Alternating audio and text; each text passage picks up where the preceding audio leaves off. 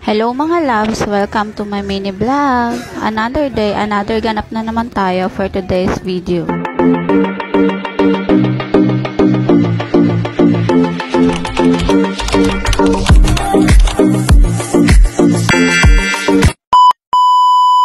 Samahan nyo naman ako mamalengke ngayong araw na to. At dahil nga wala pa akong tulog at hindi talaga ako makatulog ng mga oras na yan, naisipan ko na lang pumunta sa palengke para humanap ng ulam. Hirap na din kasi ako makatulog sa gabi kaya kadalasan umaga na rin ako natutulog. Sinubukan ko din maagang pumunta sa palengke para humanap din ng pagi kasi yun talaga ang kinikrave ni Daddy. Kaya lang napakahirap talaga humanap kaya ibang isda na lang talaga ang binili ko. Naglakad na nga lang ako papunta sa loob ng palengke dahil napakarami talagang tao sa mga oras na to. Ito rin kasi yung oras ng pamimili nila ng gulay, isda at karne dahil mga fresh pa ang mga ito dahil maaga pa. Isa rin sa dahilan kaya maaga akong pumunta sa palengke dahil gusto ko rin humanap ng fresh na dilis para gawing kilawin ito. Pagkarating ko nga sa loob ng palengke ay napakaraming tao at sobrang siksikan dito. Kaya pagpasensyahan nyo na ang video ko dahil napakahirap mag-video dito kasi napakaraming tao.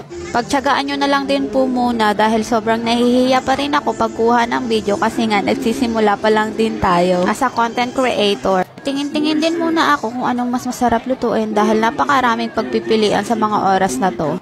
Kaya napagpasyahan ko ng bumili na ng dilis kahit 50 pesos lang dahil napakamahal talaga nito. Okay lang sa akin kahit kukonte, ang mahalaga nakatikim ako ng gusto kong kainin. Pagkatapos kong bumili ng dilis ay pumunta na lang ako sa nagtitinda ng bangus dahil yun na lang ang naisipan kong ulamin. Bumili lang ako ng isang peraso at pinalinis ko lang ito at pinahati ko sa anim dahil medyo malaki naman ito. Sasabawan ko nga ito at aasiman ng kalamansi at ang kalahati naman ay piprituhin ko. Pagkatapos na ay naghanap ako ng kangkong at bumili naman ako ng 2 tali. Ito ang masarap na gulay na ilagay sa sinabaw na bangus. Pagkatapos ko naman bumili ng mga sangkap at gulay o umuwi na rin ako.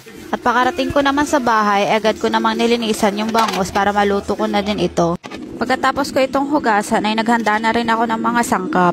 Nagayat lang ako ng kamatis, bawang at sibuyas at naready ko lang ito. Pagkatapos ko naman sa mga sangkap ay hinugasan ko na ang kaserola para makapagluto na rin ako. Nilagyan ko na rin ito ng tubig at isinalang ko na rin ito. Pagkatapos ay inilagay ko na rin ang mga sangkap at pinakuluan ko na muna ito. Pagkatapos ko naman sa sinabaw ay handa ko na rin ang pagsasaing para maisabay na rin ito sa pagluluto. Isinalang ko na rin ito at sinunod ko namang nilinisan ang dilis. Ito lang talaga yung struggle pag gagawa ka ng kinilaw na dilis. Kailangan mong tanggalin isa-isa ang tinik para maging malinis ito. Sobrang natatakam na kasi ako sa kinilaw kaya bumili talaga ako. Kaya okay lang na mahirapan ako basta makatikim lang ako neto. Sabi nga nila, pag gusto mo, paghirapan mo. Minadali ko na din ito kasi nga napakalansa na ng katawan ko dahil nga sa mga tumatalsik sa damit ko.